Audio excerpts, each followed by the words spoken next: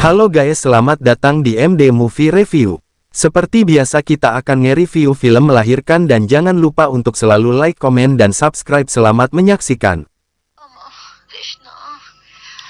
Cerita bermula dari seorang gadis yang membutuhkan uang yang banyak, bertemu dengan seorang pria kaki tangan seorang mafia perdagangan obat kecantikan terlarang. Wanita itu masuk ke dalam kendaraan, lalu pria itu memberinya obat. Setelah meminum obat tersebut wanita itu tak sadarkan diri.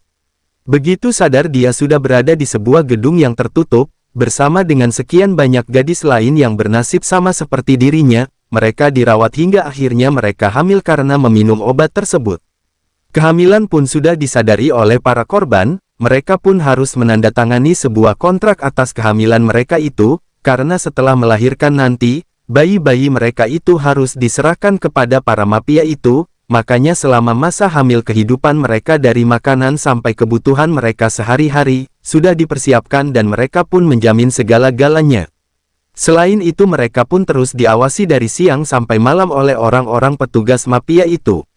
Tapi sepandai-pandainya menyimpan bangkai, lama-lama akan tercium juga, begitu juga dengan kegiatan mereka, lama-lama polisi pun mengendus kegiatan para mafia obat kecantikan terlarang tersebut. Akhirnya polisi pun membentuk tim pencari fakta, untuk mencari para gadis yang tiba-tiba hilang. Polisi awalnya tidak tahu kalau para gadis yang hilang itu akan dijadikan alat untuk mendapatkan janun sebanyak-banyaknya yang lalu akan dijadikan bahan obat kecantikan para mafia tersebut.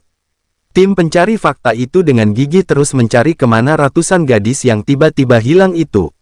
Sementara di fasilitas mafia, terseliplah Yasoda, gadis cantik yang sudah hamil karena minum obat tersebut, yang diberikan oleh para mafia tersebut. Ya awalnya dia juga tidak tahu, bahwa perut mereka dimanfaatkan untuk menanam benih, yang nantinya akan dipakai mafia itu untuk kepentingan mereka.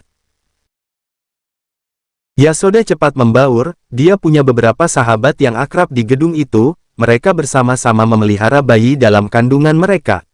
Sampai akhirnya satu persatu sahabat Yasoda menghilang pasca melahirkan.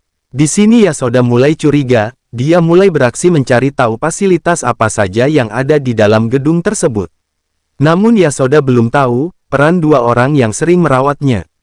Madu dan Dr. Gautam. Madu dikenalnya sebagai ibu asuh sedangkan Gautam dikenalnya sebagai dokter kandungan.